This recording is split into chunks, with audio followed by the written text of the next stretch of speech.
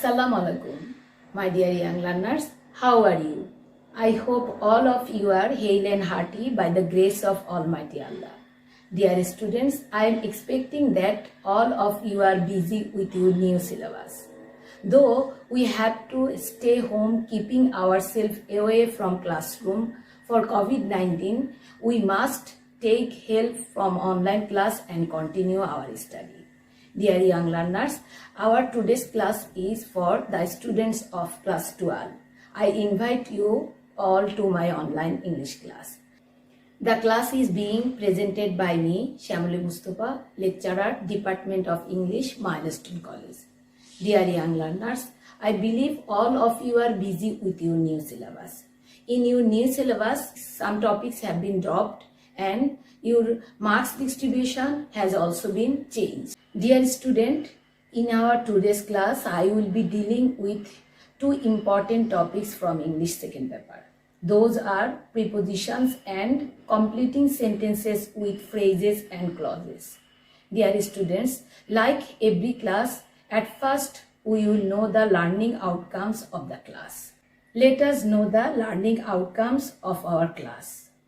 After observing the class, you will be able to know what is preposition, kinds of preposition, uses of preposition, completing sentences, rules to complete sentences, exercises, and you also practice from model questions. Okay students, now we will learn a lot about preposition. You know, in question paper you will get preposition in question number 1. The total mark is 7. You will get a passage where 14 gaps are available. For each gap, 0.5 is contained. Dear students, if you fill the gap correctly, you can easily get full marks. That is 7. In this respect, I will tell you don't need to write the whole passage. You just write the answer, that is all preposition serially and consecutively. প্রিয় শিক্ষার্থীরা, তোমরা জানো সেন্টেন্সে ব্যবহৃত প্রত্যেকটি ওয়ার্ডকে parts of speech বলে এবং সেন্টেন্সের অর্থের পরিপূর্ণতার জন্য প্রত্যেকটা পার্টস অফ স্পিচেরই প্রয়োজন, বিশেষভাবে প্রয়োজন। পার্টস অফ স্পিচ কত প্রকার? 8 প্রকার। Dear students, our today's topic is preposition. We will deal with preposition in our today's class. At first we will know what is preposition. Preposition, pre অর্থ পূর্বে, position অর্থ অবস্থান। দ্যাট মিন্স যেই শব্দ noun বা প্রোনাউনের পূর্বে বসে নাউন বা প্রোনাউনের সাথে সেন্টেন্সের অন্যান্য ওয়ার্ডের সম্পর্ক স্থাপন করে তাকে প্রিপোজিশন বলে।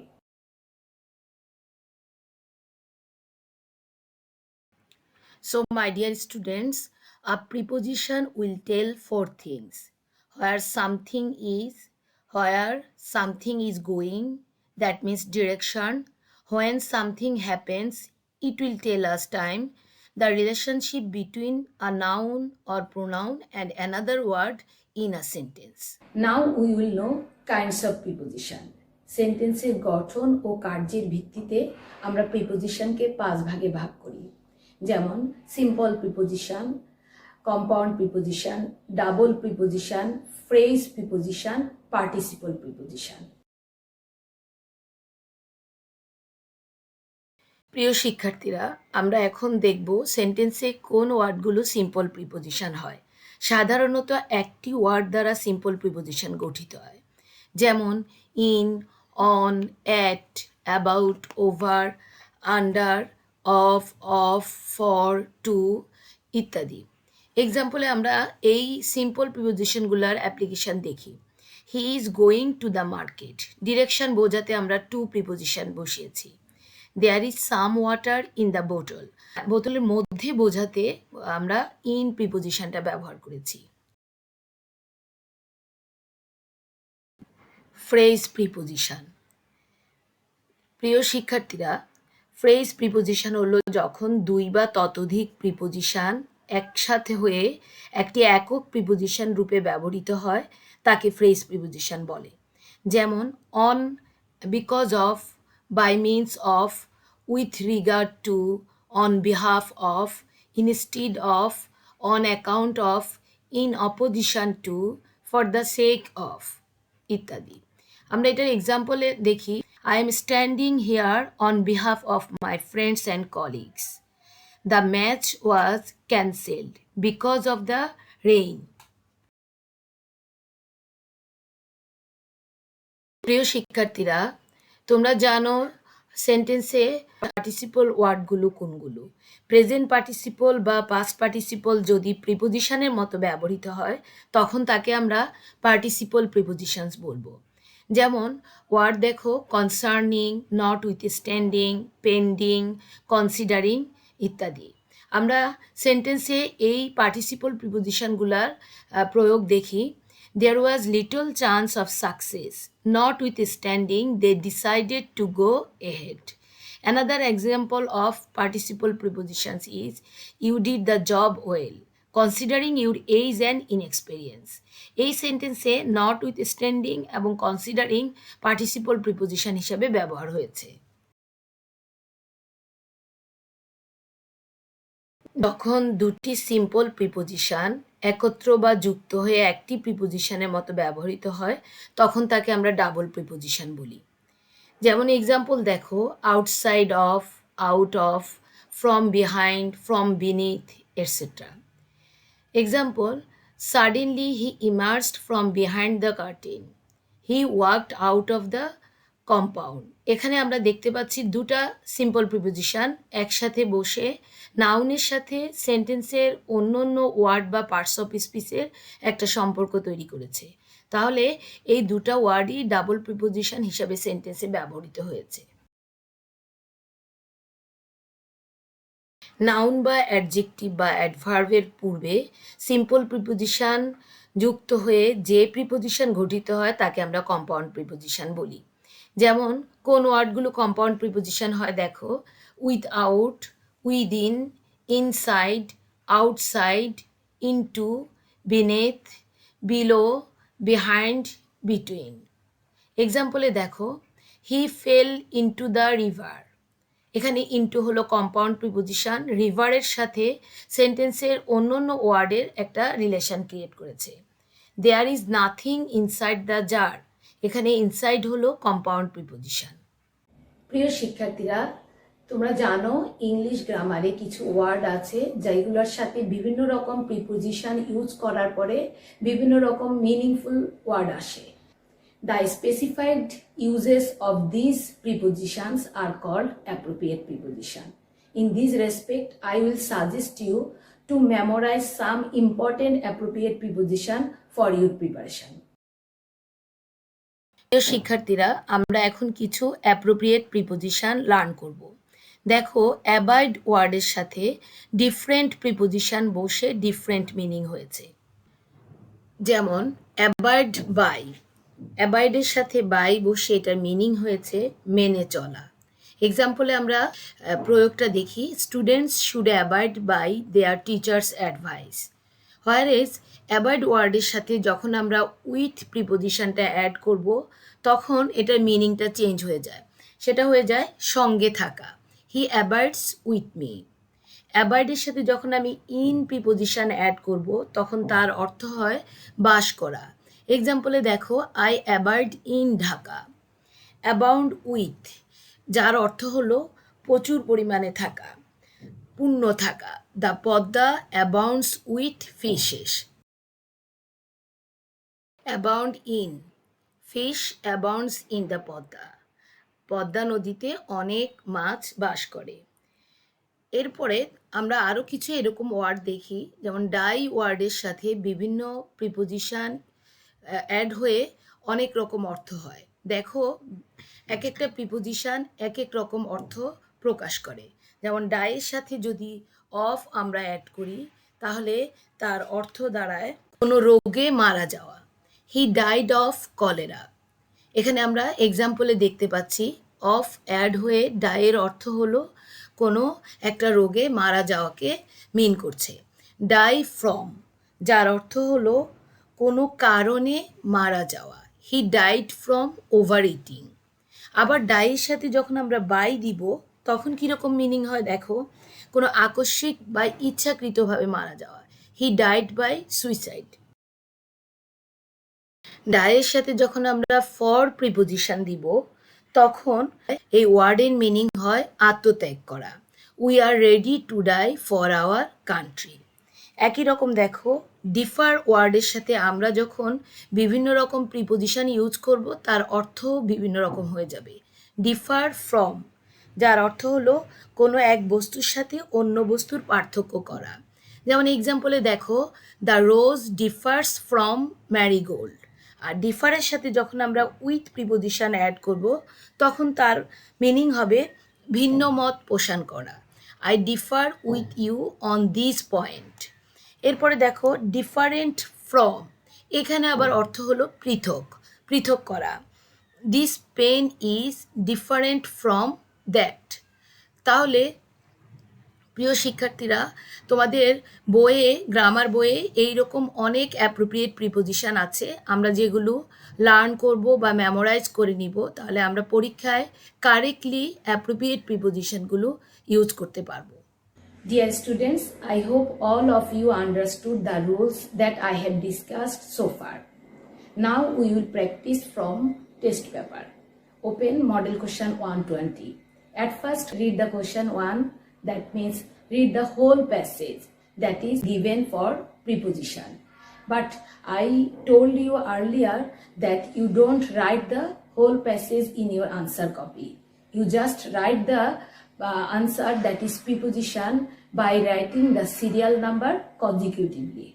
So dear students, you will get the question like this. Complete the text with suitable preposition. তোমাদের ক্লাসের প্রথমে আমি বলেছি তোমরা একটা প্যাসেজ পাবে কোশ্চেনে, যেখানে 14 গ্যাপ থাকবে, প্রত্যেকটা গ্যাপের জন্য 0.5 marks, total marks 7.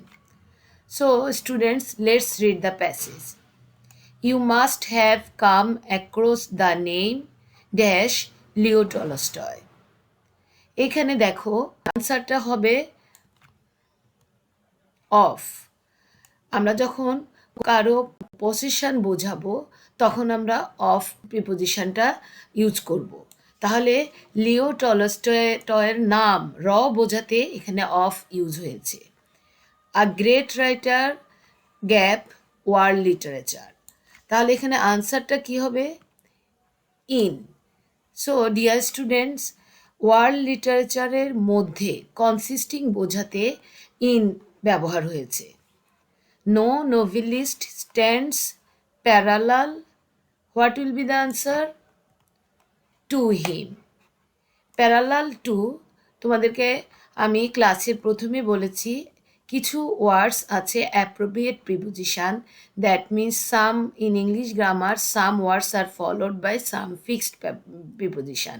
So here it is also a appropriate preposition. Parallel to, দিকে বোঝাতে টু ইউজ হয়েছে।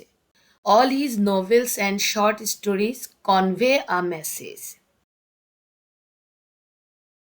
His purpose gap writing was the purification gap human mind and soul dash all kinds of evil and misjudgement. তাহলে আমরা D এর আনসারের জন্য choose করি রাইটিংয়ের সাথে রাইটিংয়ের পজিশন বা র বোঝাতে আমরা যেই প্রিপোজিশন ব্যবহার করি সেই প্রিপোজিশন হলো of. His purpose of writing, তার লেখার লক্ষ্য। ওয়াজ দ্য পিউরিফিকেশন, কোনো পজিশন বোঝাতে আমরা অফ ইউজ করি তখন সেটা র এর মতো উচ্চারণ হয়। The purification of human mind, মানুষের মনের পিউরিফিকেশন বা পবিত্রতার জন্য। And soul from all kinds of evil and misjudgements. That means from অর্থ হলো হতে, থেকে, চেয়ে। তাহলে এখানে ইভিল এবং মিসজাজমেন্ট হতে মানুষের মন এবং সোলকে পিউরিফিকেশনের কথা বলা হয়েছে। His heroes suffer dash inner conflict, pass dash ups and downs of life and struggle dash deprivation caused gap feudal and bourgeoisie society. প্রিয় শিক্ষার্থীরা, আমরা সেন্টেন্সের মিনিং বুঝে অ্যাপ্রোপ্রিয়েট প্রিপোজিশন গ্যাপগুলোতে চুজ করব। সাফার ফ্রম ইনার কনফ্লিক্ট, এটা একটা appropriate preposition. Suffer from. Pass through ups and downs of life, জীবনের উত্থান পতনের মধ্য দিয়ে বোঝাতে থ্রো ইউজ হয়েছে এখানে। And struggle against deprivation, that means ডিপ্রাইভেশনের অপোজ করে বা বিপক্ষে বোঝাতে আমরা এখানে অ্যাগেনস্ট ইউজ করেছি। Caused by feudal and bourgeoisie society, কাদের দ্বারা? ফিউডাল সোসাইটি দ্বারা, ফিউডাল সোসাইটির কারণে, সেই জন্য এখানে আমরা অ্যাপ্রোপ্রিয়েট প্রিপোজিশন বাই চুজ করেছি এই সেন্টেন্সের জন্য। Born dash an aristocratic Russian family in 1828, Tolstoy is best known dash the novels War and Peace and Anna Karenina. তাহলে আমরা রাশিয়ান ফ্যামিলিতে রাশিয়ান ফ্যামিলির মধ্যে বোঝাতে বর্ণের পরে আমরা ইনটু দিব, বর্ন ইনটু। কিসের জন্য টলস্টয় ফ্যামিলিয়ার বা পরিচিত ছিল? তার বিখ্যাত novel War and Peace and Anna Karenina. এখানে কারণ বোঝাতে আমরা ফর প্রিপোজিশন ইউজ করব। Tolstoy served gap a young artillery officer during the Crimean war. এখানে টলস্টয় কোনো কিছুর মতো বোঝাতে, সিমিলারিটি বোঝাতে আমরা প্রিপোজিশন অ্যাজ ইউজ করেছি। Served as a young artillery officer and was appalled by the number of deaths involved dash warfare and left the army, এবং army ছেড়ে চলে গেলেন। তাহলে ইনভলভড ইন, কোনো কিছুর মধ্যে জড়িত থাকা বোঝাতে আমরা ইন ইউজ করেছি, ইনভলভড ইন, এটাও একটা appropriate preposition. Dear students, our next topic is completing sentences with phrases and clause. You know, you will get it in question number 3. The total mark is 7. For each sentence, we get 1 mark. That means you will get 7 incomplete sentence in question paper. And you have to fill or complete the incomplete sentences.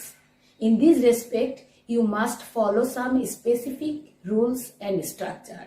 If you maintain that structure while answering the completing sentence, you can easily get full marks, that is 7. Now we will know some important rules for completing sentences. প্রিয় শিক্ষার্থীরা, আমরা এখন completing সেন্টেন্সের কিছু rule learn করব। কিভাবে incomplete সেন্টেন্সে আমরা স্ট্রাকচার ফলো করে কমপ্লিট করব।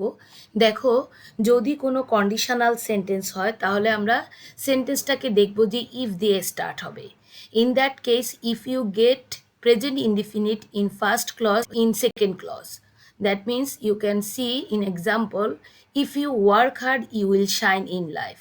শিক্ষার্থীরা দেখো, প্রথম ক্লজটা আমরা প্রেজেন্ট ইনডিফিনিট রেখেছি এবং সেকেন্ড ক্লজটা ফিউচার ইনডিফিনিট টেন্স রাখার জন্য আমরা সাবজেক্টের মুড বুঝে শ্যাল অথবা উইল এনে ভার্বের প্রেজেন্ট ফর্ম দিব। তারপর রুল 2তে দেখো, if plus past indefinite, that means একটা ক্লজ যদি পাস্ট ইনডিফিনিট ক্লজ হয়, সেকেন্ড ক্লজটাকে আমরা উড অথবা কুড অথবা মাইট, এই যে কোনো একটা মডেল অক্সিলারি অ্যাড করব এবং তারপরে ভার্বের প্রেজেন্ট ফর্ম দিব। তাহলে এক্সাম্পলে দেখো, if I knew his address, এইটা হলো পাস্ট ইনডিফিনিট ক্লজ। তাহলে আমরা সেন্টেন্সটা কমপ্লিট করার জন্য সেকেন্ড ক্লজে আনবো আই উড মিট হিম। দেখো শিক্ষার্থীরা, আমরা এখানে মডেল অক্সিলারি উড এনেছি আর ভার্বটা প্রেজেন্ট ফর্মে রেখেছি। এইভাবে আমরা স্ট্রাকচারগুলো ফলো করে ইনকমপ্লিট সেন্টেন্সকে কমপ্লিট করব। প্রিয় শিক্ষার্থীরা, এখন আমরা আরেকটা কন্ডিশনালের স্ট্রাকচার দেখব।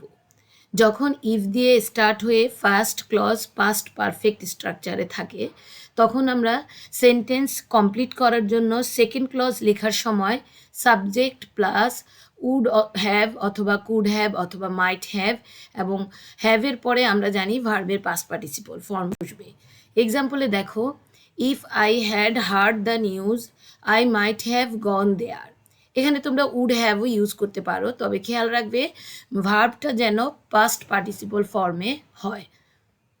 এর পরের স্ট্রাকচারটা দেখো, যদি আমরা একটা সেন্টেন্স স্টার্ট হতে দেখি হ্যাড দিয়ে, তারপর সাবজেক্ট, এরপর ভার্বের পাস্ট পার্টিসিপল, ওই সেন্টেন্সকে আমরা যদি কমপ্লিট করতে চাই তখন আমরা স্ট্রাকচারটা ফলো করব এইরকম: subject plus would have, could have, might have এবং ভার্বের পাস্ট পার্টিসিপল।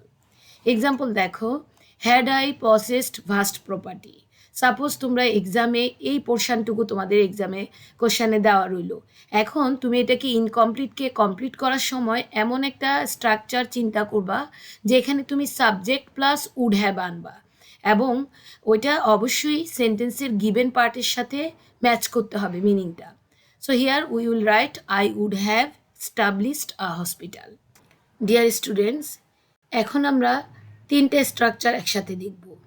যদি দুটা ক্লজ সিন্স অথবা অ্যাজ ইফ অথবা অ্যাজ দো দিয়ে কানেক্টেড থাকে, তাহলে প্রথম অংশ প্রেজেন্ট ইনডিফিনিট হলে সেকেন্ড ক্লজটা বা আমরা সেন্টেন্সটাকে ইনকমপ্লিট সেন্টেন্সকে কমপ্লিট করতে পাস্ট ইনডিফিনিটের কোনো ক্লজ ক্রিয়েট করব।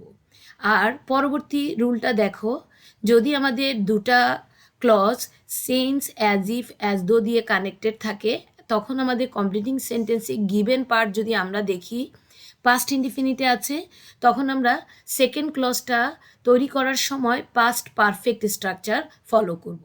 তো পাস্ট পারফেক্ট স্ট্রাকচার তোমরা জানো, ও আমরা ওখানে হ্যাড আনবো, ভার্বের পাস্ট পার্টিসিপল আনবো। এক্সাম্পলে দেখো, first one, it is many years since they first met. প্রথম অংশ প্রেজেন্ট ইনডিফিনিট, সেকেন্ড ক্লজটা আমরা সেন্টেন্স কমপ্লিট করেছি সাবজেক্ট ভার্বের পাস্ট ফর্ম দিয়ে। পরবর্তী রুলে দেখো, হি টকড অ্যাজ ইফ। এতটুকুন অংশ তোমরা হয়তো প্রশ্নে দেখবে, তখন তোমরা টকড, দ্যাট মিনস তোমরা এটা পাস্ট ইনডিফিনিট ক্লজ পাচ্ছ।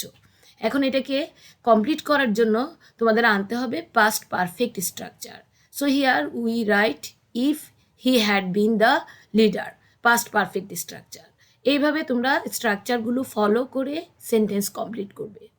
নাও dear students, another rule for completing sentences. যখন তোমরা দেখবে কোনো sentence incomplete sentence no sooner had অথবা স্কেয়ার্সলি হ্যাড অথবা হার্ডলি হ্যাড এবং ভার্বটা পাস্ট পার্টিসিপল দিয়ে স্টার্ট হয়, তখন তোমরা কমপ্লিট করার সময় খেয়াল রাখবে যে নো সুনার হ্যাডের ক্লজের পরবর্তী ক্লজের মাঝখানে কানেক্টর হিসেবে দেন বসবে এবং সেকেন্ড ক্লজটাকে আমরা পাস্ট ইনডিফিনিট ক্লজ করব, দ্যাট মিনস সাবজেক্ট প্লাস ভার্বের পাস্ট ফর্ম। এক্সাম্পলে দেখো, no sooner had the thief seen the police then he ran. এখানে তোমরা প্রশ্নে দেখবা অনেক সময় দেন কানেক্টরটা দেওয়া থাকবে না, তখন তোমরা স্ট্রাকচারটা রিমাইন্ড করে দেনটা লিখে ফেলবে। দেন না লিখলে তোমার প্রশ্নের আনসারটা কারেক্ট হবে না। পরবর্তী ক্লজে দেখো ভার্ব কিন্তু পাস্ট ফর্মে হয়েছে, এইভাবে সেকেন্ড ক্লজে পাস্ট ইনডিফিনিট ক্লজ তৈরি করে তোমরা সেন্টেন্স কমপ্লিট করবে। আর যদি স্কেয়ার্সলি হ্যাড অথবা হার্ডলি হ্যাড দিয়ে স্ট্রাকচারটা স্টার্ট হয়, সেন্টেন্সটা স্টার্ট হয়, তখন তোমরা কানেক্টর হিসাবে হোয়েন বসবে এবং সেকেন্ড ক্লজটা আমরা পাস্ট ইনডিফিনিট ক্লজ করব, মানে সাবজেক্ট প্লাস ভার্বের পাস্ট ফর্ম। সো এখানে এক্সাম্পলটা দেখো, scarcely had he reached the station when the train left. When আমাদের প্রশ্নে নাও দেওয়া থাকবে, কিন্তু আমরা স্ট্রাকচারটা মুখস্থ করে রাখবো যে আমরা যখন আমরা স্ট্রাকচার অ্যাপ্লাই করব, হোয়েন যদি প্রয়োজন হয় আমরা হোয়েন দিয়ে দিব, তারপরে ক্লজটা পাস্ট ইনডিফিনিট ফর্মে লিখব। Now we will learn another structure. First clause যদি তোমরা দেখো গিভেন পার্ট কোশ্চেন পেপারে, আফটার দ্যাট লেস্ট ওয়ার্ডটা থাকলে তারপরের ক্লজটা বা সেন্টেন্সটাকে কমপ্লিট করার জন্য আমরা এই স্ট্রাকচারটা ফলো করব, মানে সাবজেক্ট প্লাস শুড অথবা মাইট এবং ভার্বের প্রেজেন্ট ফর্ম, যেটাকে আমরা V1 হিসাবে ইন্ডিকেট করেছি। এরপরে কমপ্লিমেন্টারি ওয়ার্ড বা অবজেক্ট থাকলে সেটা আমরা দিতে পারবো। এক্সাম্পলে দেখো, হি ওয়ার্কস স্লোলি লেস্ট। তোমরা এতটুকুন পার্ট কোশ্চেন পেপারে পাবে।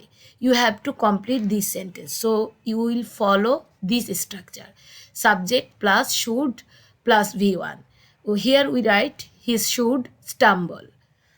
এরপরে আরেকটা স্ট্রাকচার দেখো, যদি সেন্টেন্সে সো দ্যাট অথবা ইন অর্ডার দ্যাট অথবা দ্যাট থাকে, তাহলে আমরা ফার্স্ট ক্লজের পরে সো দ্যাটের পর আমরা সেকেন্ড ক্লজটা লিখব সাবজেক্ট প্লাস কুড অথবা ক্যান এবং ভার্বের প্রেজেন্ট ফর্ম।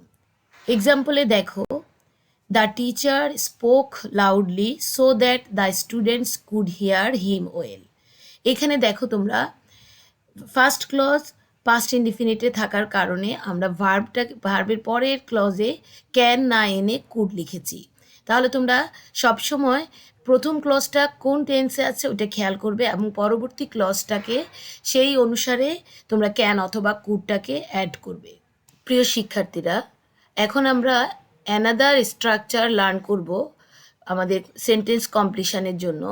দেখো, কোনো সেন্টেন্সে যদি আমাদের ফার্স্ট ক্লজের পরে সো প্লাস অ্যাডজেক্টিভ তারপর দ্যাট থাকে, তখন আমরা সেন্টেন্সটা কমপ্লিট করার জন্য subject plus verb plus so plus adjective অথবা adverb that plus subject plus can not অথবা কুড নট, তারপরে আমরা ভার্বের প্রেজেন্ট ফর্ম দিব। যদি আমাদের গিভেন ক্লজটা পাস্ট টেন্সে থাকে তখন আমরা কুড নট দিব, আর গিভেন ক্লজ প্রেজেন্ট ফর্মে থাকলে আমরা ক্যান নট দিব। এক্সাম্পলে দেখো, the boy was so weak, এতটুকুন তোমরা প্রশ্নে পাবে। এখন তোমাকে বলা হলো সেন্টেন্সটা কমপ্লিট করো, তখন তোমরা এই স্ট্রাকচার ফলো করবা, that he could not move. Dear students, now we will learn another rule. Whenever you get it is time, it is high time, wish or fancy in a incomplete sentence, you want to complete that sentence, you must write second clause in past indefinite form. তো এক্সাম্পলে দেখো, it is high time, তারপর তোমাদের বলা হলো যে তোমরা সেন্টেন্সটাকে complete করো, তখন তোমরা এমন একটা ক্লজ ক্রিয়েট করবে যেখানে সাবজেক্টের পরে ভার্বটা পাস্ট ফর্মে থাকে। দ্যাট মিনস পাস্ট ইনডিফিনিট সেন্টেন্সের পাস্ট ইনডিফিনিট ফর্মটা ফলো করবে। এক্সাম্পলে দেখো, it is high time we changed our eating habits.